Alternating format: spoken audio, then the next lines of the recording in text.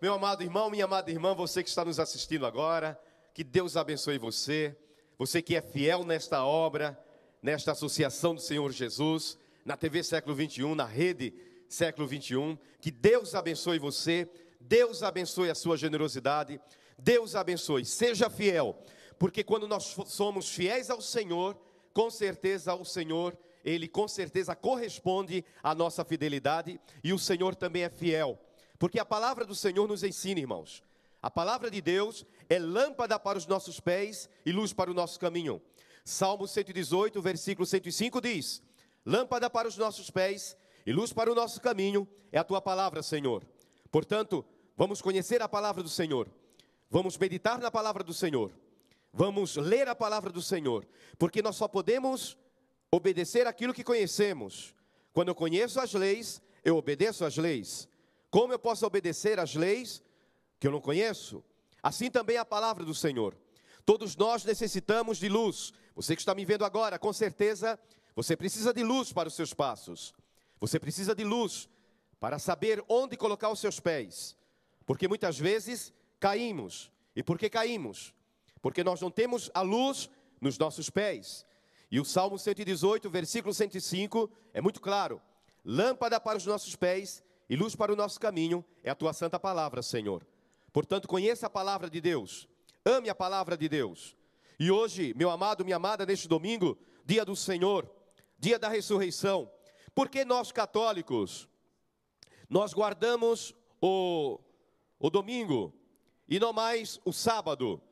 Esses dias alguém me questionou: padre, por que, se a Bíblia nos ensina a guardar o sábado, antigo Israel, o povo de Deus, o povo judeu, guardava o sábado, o Shabat, ou seja, o sétimo dia, o dia do descanso?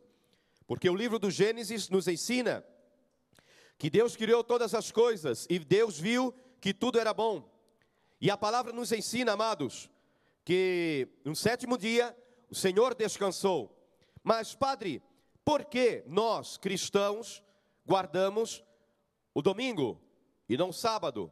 Por que o primeiro dia da semana e não sábado, o último dia da semana?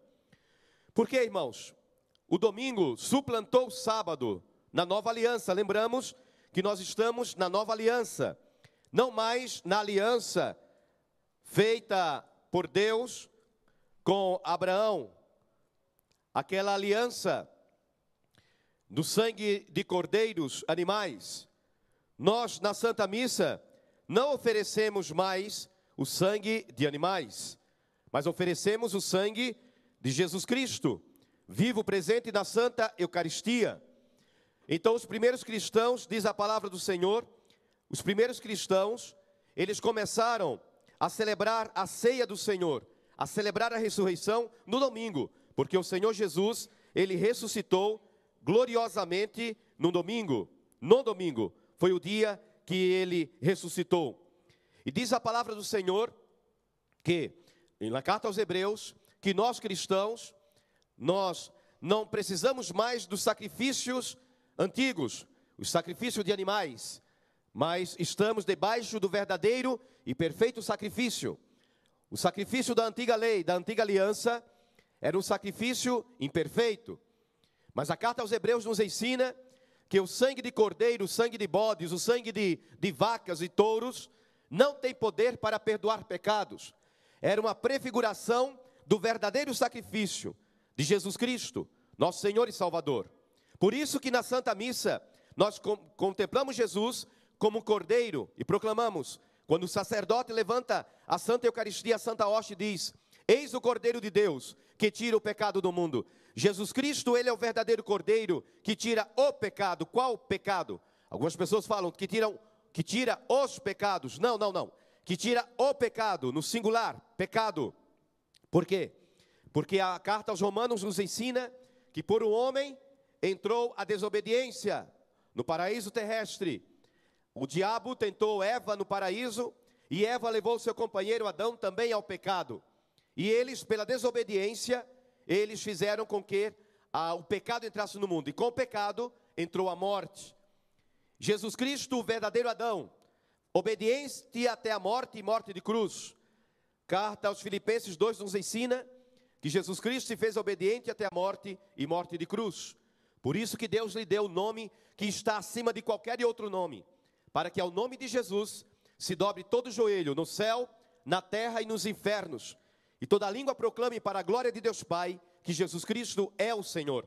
Jesus é o Senhor da minha vida e da sua, é o Senhor da minha casa e da sua, porque como nos ensina Juízes 24, eu e minha casa serviremos ao Senhor.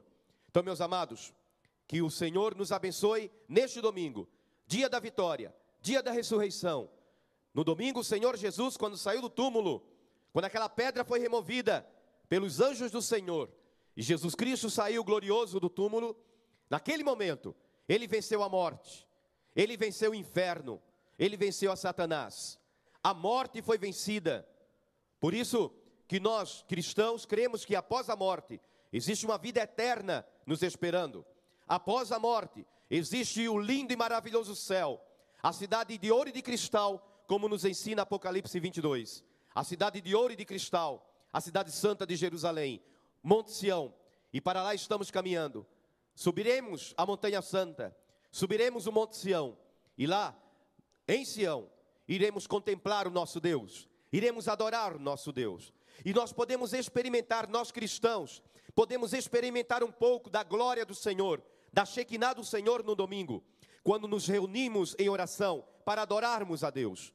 Por isso, amado, amada, você que está me vendo agora, em nome do Senhor, eu peço em nome do Senhor Jesus, que você santifique este dia, que você adore a Deus nesse dia. Como é triste quando os cristãos se esquecem do Senhor deste dia. O Senhor deste dia é o Senhor Jesus Cristo. O Senhor desse dia é o Senhor Jesus.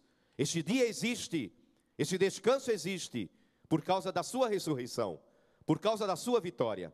Então que você possa verdadeiramente, meu amado, minha amada em Cristo, adorar o Senhor, glorificar o Senhor neste dia, dia do Senhor. Meus amados, hoje nós iremos falar sobre a fé. O justo vive pela fé. Alguém pergunta, padre, mas o que é fé? Às vezes, eu já vi pessoas falando assim, olha padre, hoje eu não tenho fé, hoje eu não tenho mais fé, ou então a minha fé está fria, está fraca, olha padre, eu não tenho mais aquela fé. Mas será que a fé é algo que eu possa ter e depois não ter? A fé é algo que depende de mim ter ou não ter? Não. Irmãos, a fé, ela não é objetiva, ou melhor, não é subjetiva. Não é algo que depende do ser humano, do sujeito. Eu tenho, eu não tenho. Não. A fé é um dom que vem de Deus. No dia do meu batismo, no dia do seu batismo, o Senhor, Ele nos marcou. Ele colocou em nós uma marca indelével, que ninguém pode apagar, que é a marca da fé. Esta marca da fé. Eu fui marcado no dia do meu batismo, você foi marcada no dia do batismo, com a fé, com o dom da fé, que vem de Deus. É um dom sobrenatural, é algo objetivo, não subjetivo. Não depende de mim ter fé, não ter fé. Eu recebi esta marca, indelével, não se apaga. Mas enfim, padre, o que é fé? Irmãos, em Hebreus capítulo 11, versículo 1, está escrito: fé é o fundamento da esperança, é a certeza do que não se vê. Fé é certeza. Primeiro é o fundamento da esperança. Em Romanos 5, nos ensina que a fé, ela não decepciona. Por quê? A esperança não decepciona. Por quê? Porque a nossa esperança, como diz Paulo, eu sei em quem coloquei a minha confiança. A minha confiança, a sua confiança, está plenamente em nosso Senhor e Salvador Jesus Cristo, irmãos. Somente em Cristo Jesus. Por isso que a fé é o fundamento, alicerce da esperança. E a nossa esperança está no Senhor. Jeremias 17 diz: maldito o homem que confia no outro homem. Quantas vezes, irmãos, nós depositamos a nossa confiança no ser humano e nós caímos? Quantas vezes depositamos a nossa confiança em pessoas e ficamos decepcionados e sofremos? Não, irmãos, a fé é o fundamento da esperança e a nossa esperança está no Senhor. E continua Hebreus 11, versículo 1, dizendo assim: fé é certeza do que não se vê. Fé é certeza do que não se vê. Eu não vejo Deus, mas eu creio em Deus. Eu não estou vendo Deus aqui com os olhos humanos, mas eu sinto pela minha fé e tenho certeza absoluta que Deus está aqui, que Deus está aí junto de você que está me vendo agora. Deus está aí na sua casa, Deus está aí no seu trabalho, porque Deus, Ele é onipresente. Este é um dos atributos de Deus. Deus, Ele é onipresente, onisciente e onipotente. O único ser que tem esses três atributos é Deus, ninguém mais. Onipresença, ou seja, está em todos os lugares ao mesmo tempo, e Ele não se divide. Esta é a grandeza de Deus. Ele está em todos os lugares.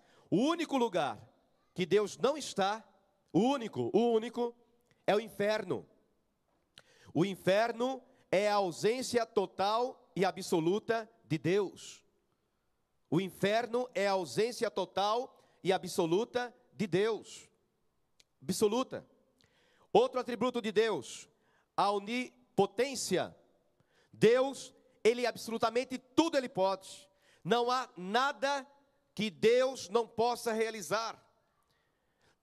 No Evangelho de Lucas, capítulo 1, quando o anjo Gabriel anuncia a Maria que ela foi escolhida entre todas as mulheres do povo de Israel para ser a mãe do Salvador, para cumprir-se na vida dela aquela antiga profecia de Isaías. Isaías, capítulo 7, versículo 14. Eis que uma virgem conceberá e dará à luz um filho, e ele se chamará Emanuel, Deus conosco. Em Maria cumpriu-se esta profecia. Em Maria cumpriu-se essa profecia. No capítulo 1 do Evangelho de Lucas nos ensina que quando o anjo Gabriel aparece a Maria, proclamando que ela foi escolhida para ser a mãe do Salvador, Maria diz: mas como vai acontecer isso? Como eu posso ficar grávida se eu ainda não sou casada? Se ainda não tive relações com o meu noivo e meu futuro esposo, José? O anjo diz: Maria, para Deus tudo é possível. A nosso Deus, irmãos, tudo é possível. Você que está me vendo agora, meu amado, minha amada em Cristo, você que tem fé, sim, você tem fé, porque você foi marcado no dia do seu batismo, graças a Deus, aleluia. Você está marcado com o dom da fé. Então jamais abra a sua boca para falar: ah, eu não tenho fé. Sim, você tem fé. Agora que a sua fé seja uma fé operante, que ela possa operar, que ela possa realizar, seja uma fé realizante na sua vida, que possa, através da fé, você realizar muitos prodígios em nome do Senhor. A Bíblia diz que o anjo, anunciando a Maria, diz: Maria, tudo é possível. A Deus tudo é possível. Irmão, irmã, eu não sei como está a sua vida, você que está me vendo agora. Realmente eu não sei, irmão. Eu não sei. Você talvez não me conhecia. Eu não conheço você. Mas não importa. Não importa. Se eu não conheço você, ou se você não me conhece, isso é secundário. O mais importante é que Deus me conhece. É que Deus conhece você. E Deus conhece você pelo nome. Quantas pessoas que ficam tristes porque encontram o padre e dizem assim: Padre, lembra de mim, padre? Às vezes lembramos pela fisionomia, às vezes lembramos. Padre, lembra do meu nome, padre?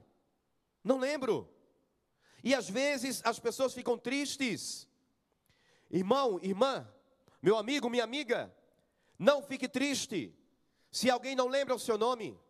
Não fique triste se alguém não lembra de você. Se alegre. Por quê?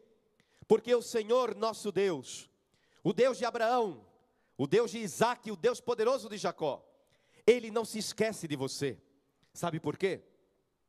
Está escrito em Isaías 49. O povo de Israel ficou escravo na Babilônia durante mais ou menos 40 anos. E o povo de Deus chorava, as lágrimas dos hebreus se uniam às águas dos rios da Babilônia. E o povo dizia: o Senhor se esqueceu de nós. Cadê aquele Deus poderoso que abriu o mar vermelho e fez o seu povo passar a pé enxuto? E quando o faraó com o seu exército perseguia o povo de Israel, Deus novamente fez com que as águas se voltassem, afogando o faraó e afogando também o seu exército, dando livramento ao povo de Israel. Cadê aquele Deus poderoso que quando o povo teve fome, Deus mandou o maná para saciar a fome do seu povo? Cadê aquele Deus poderoso que quando o povo teve sede, Deus fez sair água da rocha? Onde estás, ó Deus?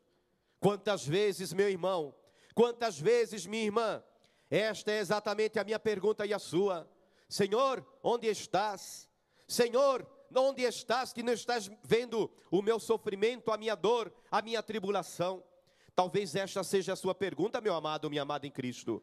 A Bíblia diz que Deus respondeu a pergunta do seu povo com uma outra pergunta.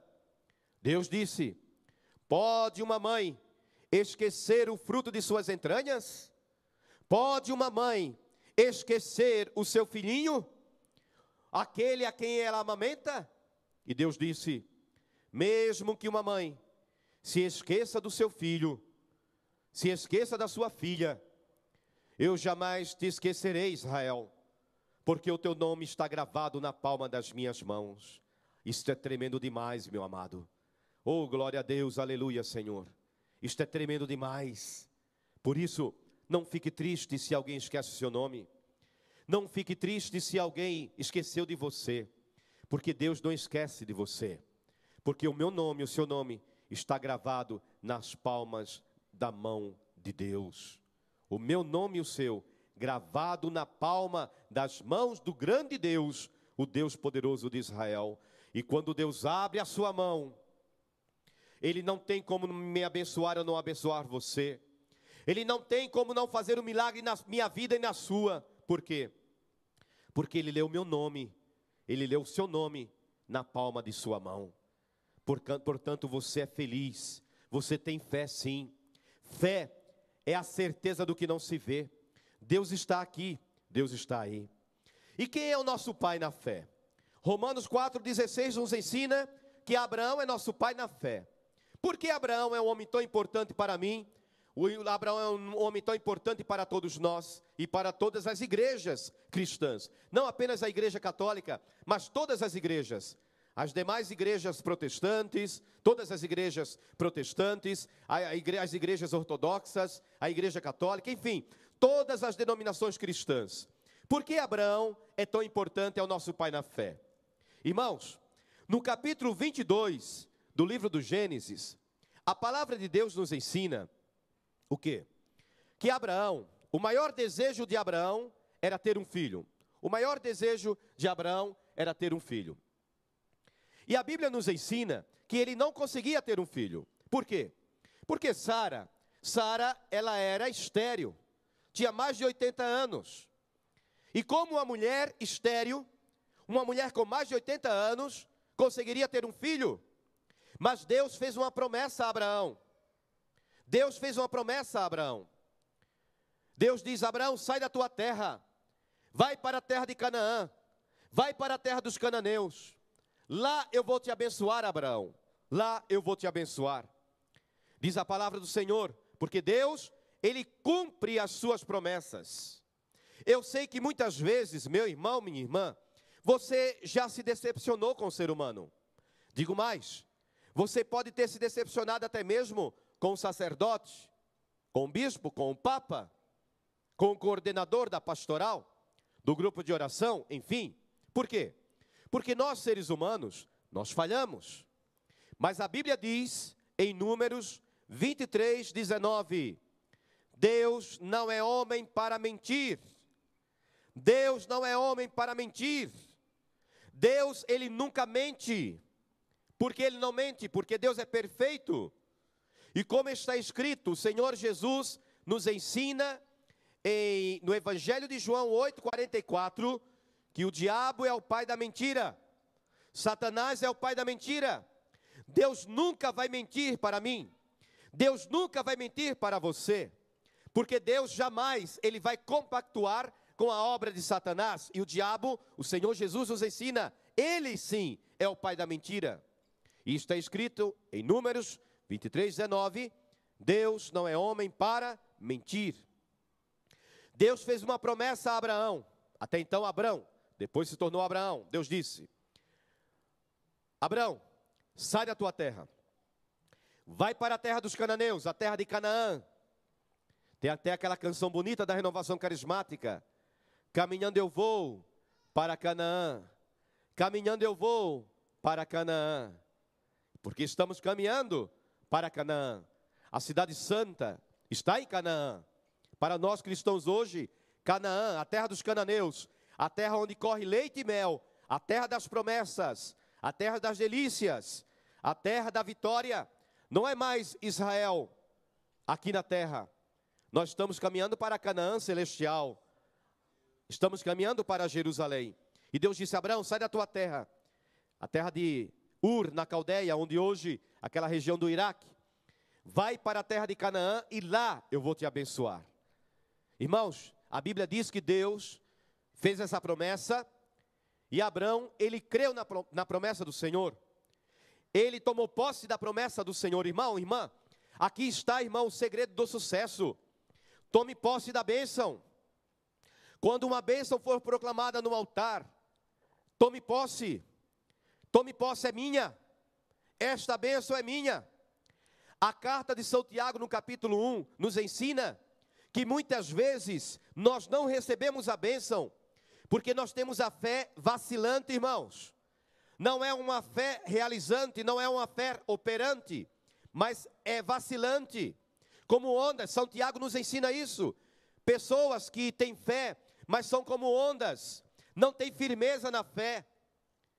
O Senhor, no capítulo 3 de Apocalipse, nos ensina que o cristão, ele não pode ser morno, ou ele é quente, ou ele é frio. Você, meu irmão, não pode ser uma pessoa morna na fé, ou seja, crê, ora não crê, ora vem à igreja, ora não vem à igreja. Não, irmãos, isto é um cristão morno, e a Bíblia diz que um cristão morno se transforma vômito na boca de Deus. Não queira você, meu amado, minha amada, se tornar vômito na boca de Deus, ou quente, ou frio. Ou eu sou cristão verdadeiro, ou eu não sou cristão. Ou eu sou católico verdadeiro, ou eu não sou católico. Eu não posso ser e não ser ao mesmo tempo. A Bíblia diz que Abraão creu na palavra do Senhor, tomou posse. Tome posse também. Quando uma palavra de cura for liberada no altar, no grupo de oração, na missa de cura, tome posse, é minha, é minha. Uma palavra de libertação, tome posse, é minha. Esta palavra é minha, esta palavra é minha. Diz a palavra do Senhor que Deus disse: Abraão, sai da tua terra e vai para a terra de Canaã, lá eu vou te abençoar. Irmão, irmã, saia também, assim como Abraão. Tenha a coragem de sair do lugar onde você não está sendo abençoado, onde você não está sendo abençoada. Tenha coragem de sair. Quantas vezes que você, meu irmão, quantas vezes que você, minha irmã, está numa situação na qual você não encontra salvação, na qual você não encontra a bênção, na qual você não encontra a cura. Quantas vezes que você, um exemplo, você está no trabalho num determinado lugar, onde aquele trabalho só traz destruição, depressão, tristeza. Trabalhar para você é um peso. Em nome do Senhor, tenha coragem de orar a Deus. Falar: Senhor, assim como o Senhor tirou Abraão da terra de Ur, da Caldeia, e levou Abraão para a terra de Canaã, e lá o Senhor abençoou Abraão. Ó Deus maravilhoso, realiza na minha vida. Eu sou filho de Abraão pela fé. Romanos 4,16 diz que Abraão é nosso pai pela fé. Então tenha coragem de falar para o Senhor: Senhor, em nome de Jesus, Eu sou filho de Abraão pela fé. Assim como o Senhor tirou Abraão deste lugar onde ele não era abençoado e levou Abraão para a terra de Canaã. Leva-me, Senhor, para a minha vitória. Leva-me, Senhor, para a minha conquista. E o Deus Todo-Poderoso, com certeza, em nome de Jesus de Nazaré, irá levar você com certeza. A Bíblia diz que Abraão foi para a terra, obedeceu a Deus. Obedeça a Deus, você que está me vendo agora.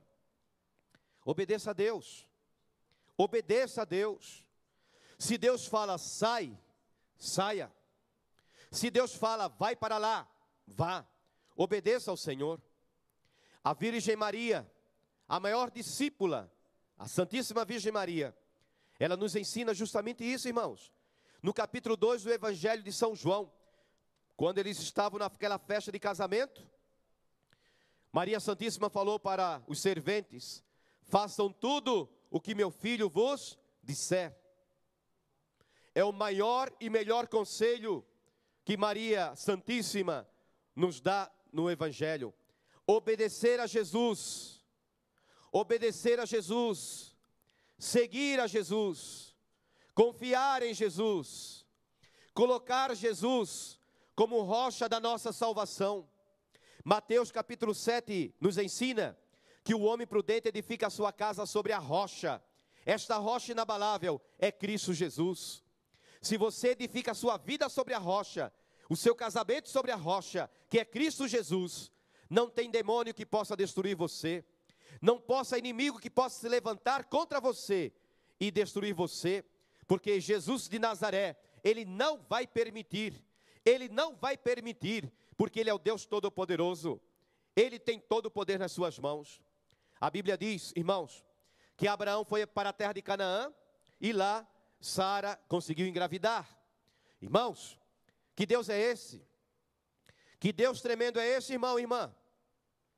Que faz uma mulher de mais de 80 anos ficar grávida.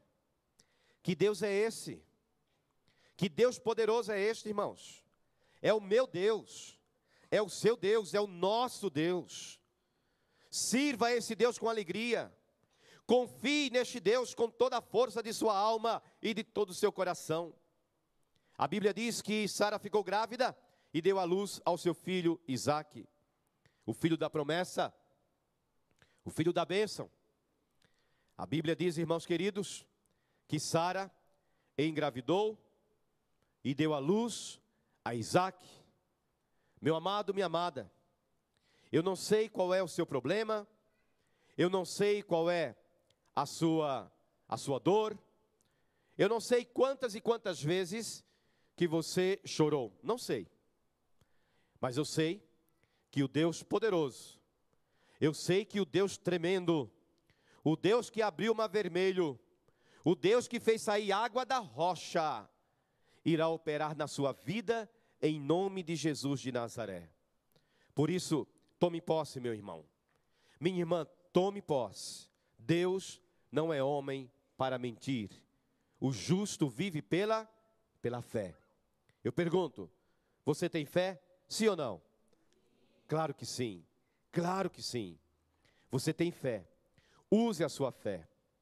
Em nome de Jesus. Um dia me perguntaram, padre, quando é que eu tenho certeza, padre, que a minha oração chegou ao trono de Deus? Que a minha oração chegou ao coração de Deus? Quando é que eu tenho certeza, irmãos? Muito simples, mas muito forte, tremendo. Está escrito, Jesus disse, em João 16, versículo 23, ele disse, tudo o que vocês pedirem ao Pai em meu nome, o Pai vos concederá. Creia nisso.